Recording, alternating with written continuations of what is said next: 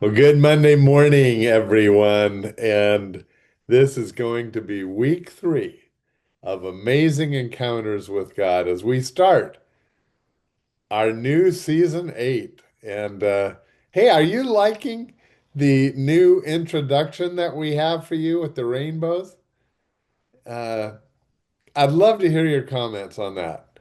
I love it because it does point out that God has promised us. He's made promise. He'll not flood the earth again, ever. And I see it as also anytime I see a rainbow, I know I'm reminded God is faithful to keep all his promises, all his promises. And don't we all? We've done shows on our favorite promises, and I'll bet you have yours too. Well, part of the reason that we can have great faith is that we have seen our God do great things in history and in our lives. And last 2 weeks, I was sharing mostly just personal experiences that I have had with him. And I've just watched him reach down and change my history.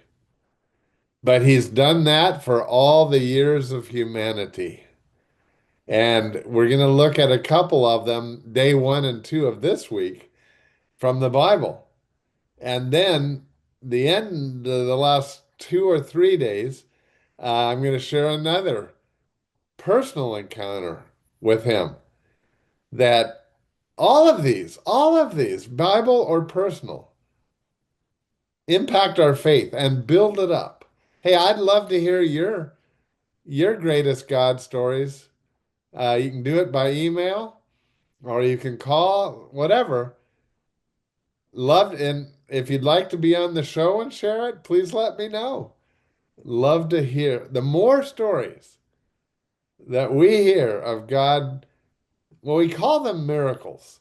Whenever God reaches down into history or into our lives, we call them miracles. Such is the case of what I want us to read today in the Bible.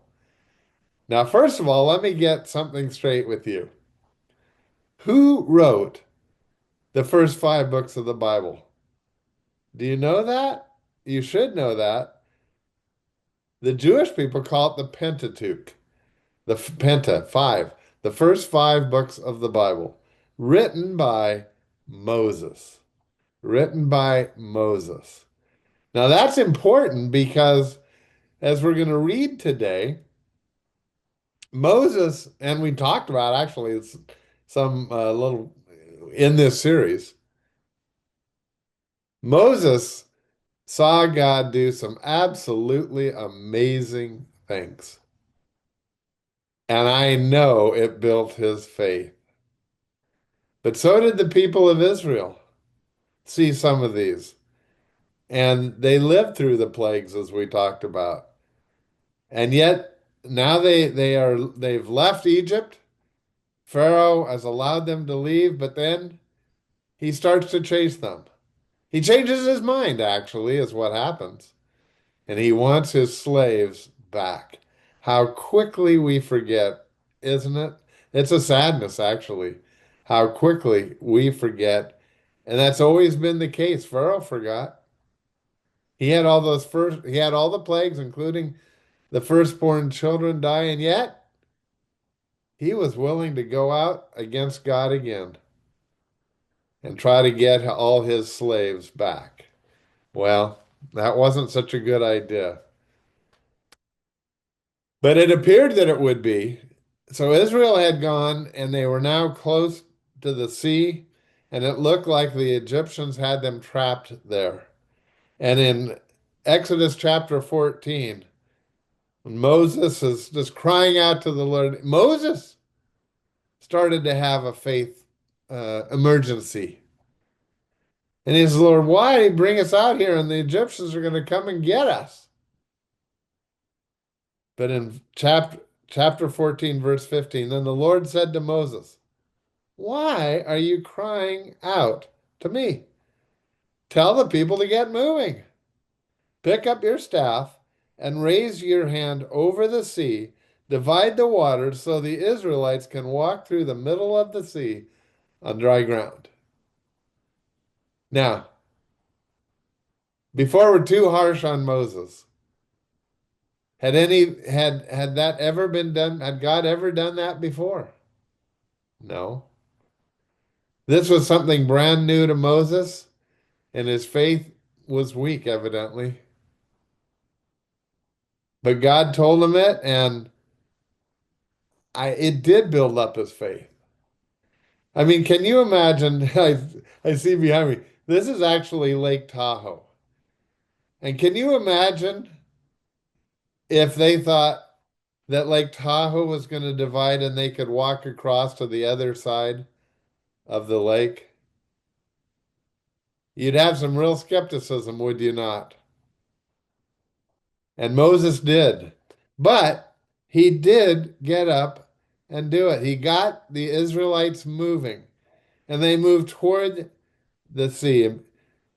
And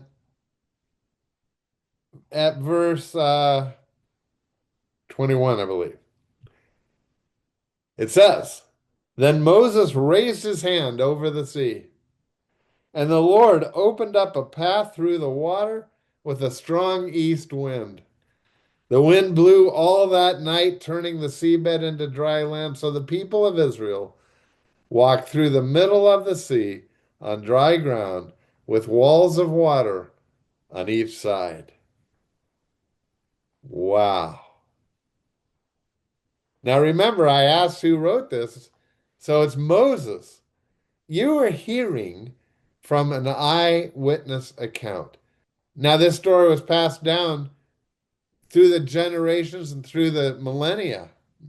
It's still talked about, but it was passed down for years and years and years. But right now, we're reading the eyewitness account. Moses was there.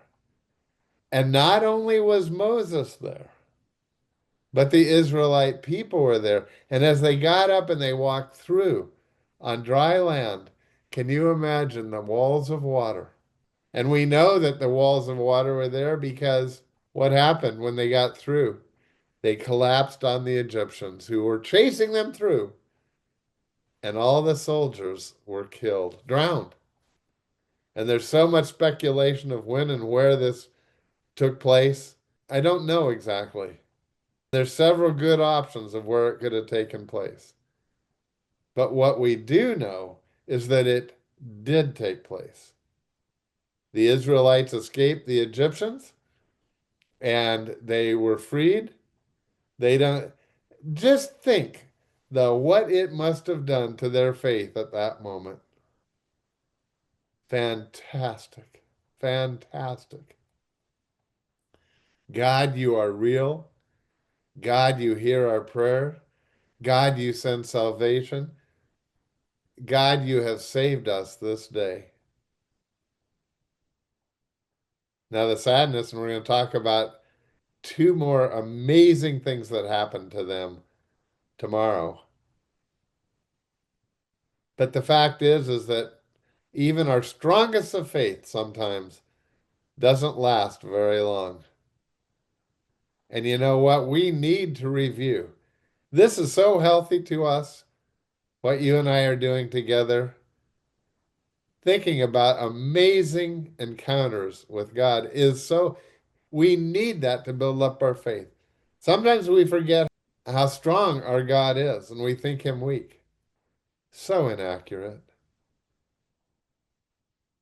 We pray to and worship a God that can build the walls of water so that we and our path can be straight through on the dry ground. He can do the same figuratively for us. That's our God. We're going to see him work again tomorrow. Oh, don't miss it. I'll see you then.